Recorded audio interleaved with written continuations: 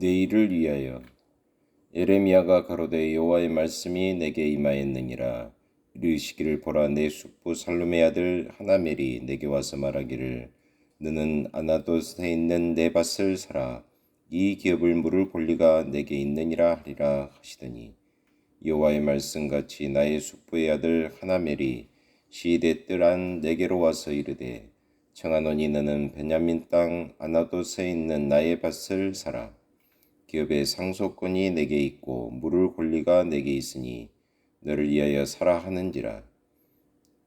내가 이것이 여호와의 말씀인 줄 알았으므로 내 숙부의 아들 하나멜의 아나돗에 있는 밭을 사는데 은 70세겔을 달아주되 증서를 써서 임봉하고 증인을 세우고 은을 저울에 달아주고 법과 규례대로 임봉하고 임봉치 아니한 매매 증서를 내가 취하여 나의 숙부의 아들 하나멜과 매매 증서를 내가 취하여 나의 숙부의 아들 하나멜과 매매 증서의 인친 증인의 앞과 시대 뜰에 앉은 유다 모든 사람 앞에서 그 매매 증서를 마세아의 손자 네리야의 아들 바룩에게 붙이며 그들의 앞에서 바룩에게 명하여 이르되 만군의 여호와 이스라엘의 하나님이 이같이 말씀하시기를 너는 이 증서 곧 임봉하고 임봉치 않은 매매 증서를 취하여 토기에 담아 많은 날 동안 보존케 하라. 만군의 여호와 이스라엘의 하나님 내가 이같이 말하노라. 사람이 이 땅에서 집과 밭과 포도원을 다시 사게 되리라 하셨다 하니라. 예레미야 32장 6절로 15절.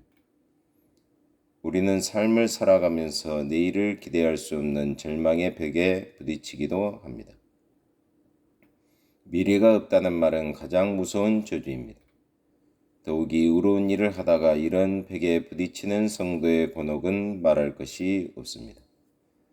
유다가 바벨론에 망하기 직전 역사의 황혼기에 살던 고독한 예언자 예레미야의 처지가 본문에 기록되어 있습니다.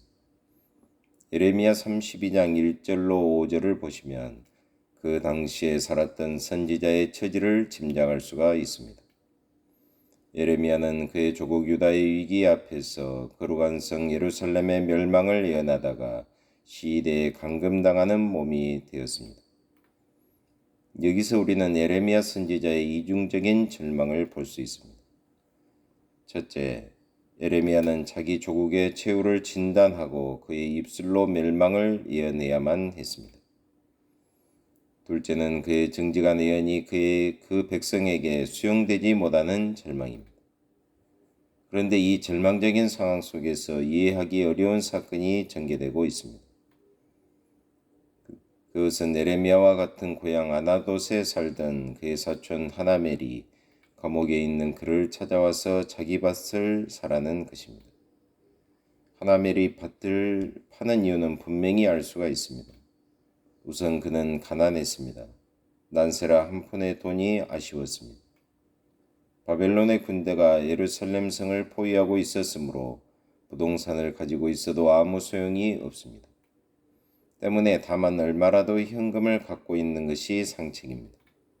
또한 예레미야의 목숨은 이미 옥중에서 끝난 것이나 마찬가지이니 그가 가진 마지막 동산이라도 이용하는 것이 얼마나 현명합니까? 하나멜은 철저한 현실주의자입니다. 그는 계산이 밝았고 현실 분석에 민감하였습니다. 그런데 여기서 이해할 수 없는 두 분이 있습니다. 먼저 하나님입니다. 이 시점에서 하나님께서 밭을 사라고 말씀하신 이유는 도대체 무엇입니까? 또한 하나님께서 밭을 사라고 했을지라도 그 형편에서 밭을 사는 예레미야의 입장입니다. 나라가 망하여 내일을 알 수 없는 처지에서 부동산 투기를 할 사람은 없습니다.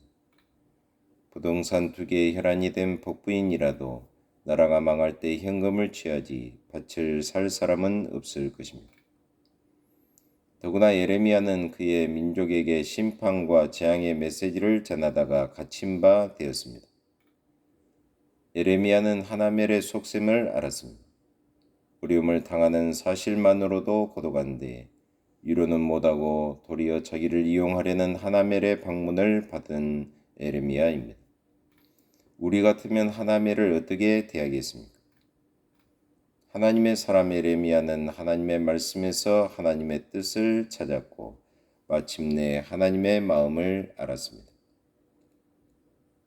15절을 보면 만군의 여호와 이스라엘의 하나님 내가 이같이 말하노라. 사람이 이 땅에서 집과 밭과 포도원을 다시 사게 되리라 하셨다 하니라고 합니다. 이는 유다의 멸망이 영원한 것이 아니라는 것입니다.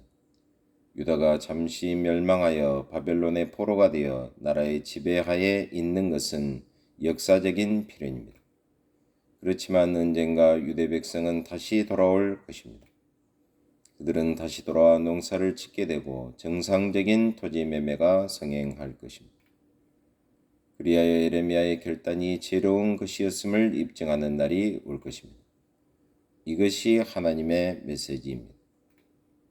예레미야는 이스라엘 민족과 유대 왕국의 회복을 믿었습니다. 그는 폐허의 잿더미 저 건너편에 있는 내일의 희망을 바라보았기 때문에 아무도 이해할 수 없는 결단을 집행할 수 있었습니다.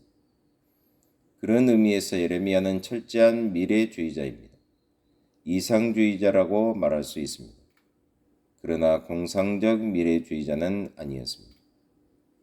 그는 누구보다도 그들 앞에 다가오는 민족의 멸망을 적나라하게 경고하였습니다. 그러나 현실 때문에 미래를 포기할 만큼 어리석지는 않았습니다. 그는 미래에 대한 분명한 설계를 갖고 있었습니다. 프랑스가 나라를 빼앗겼을 때 젊은이들이 모여서 레지스탕스 운동을 벌여 그 나라를 되찾으려는 중대한 계획을 세웠는데 그 일이 사전에 폭로되었습니다. 그러자 한때 혁명 동지였던 사람들이 모여서 이제 다 끝났다고 말합니다. 그때 한 젊은이가 그들을 향해서 외칩니다. 아직 우리는 끝나지 않았어. 우리의 꿈이 죽는 날 우리의 최후는 올 것이요. 꿈을 갖는 것은 위대한 것입니다. 예레미야는 민족의 멸망을 예언하면서도 멸망 건너편에 있는 하나님의 회복의 손길을 바라보고 민족에게 희망을 제시했습니다. 하나멜이 오늘을 위해서 내일을 팔아버린 사람이라면 예레미야는 내일을 위해서 값진 투자를 하여 오늘을 산 사람입니다. 우리는 내일을 내다볼 수 없는 어둠이 다가올 때 무엇을 할 것입니까?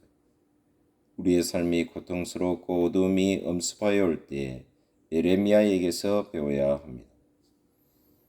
내일이 없는 감옥 속에 던져질 때 예레미야에게 배울 놀라운 교훈이 있습니다. 하나님의 말씀을 들어야 합니다. 하나님의 말씀을 듣는 것은 내일이 없는 감옥 속에 던짐을 받은 사람들이 해야 할 일입니다.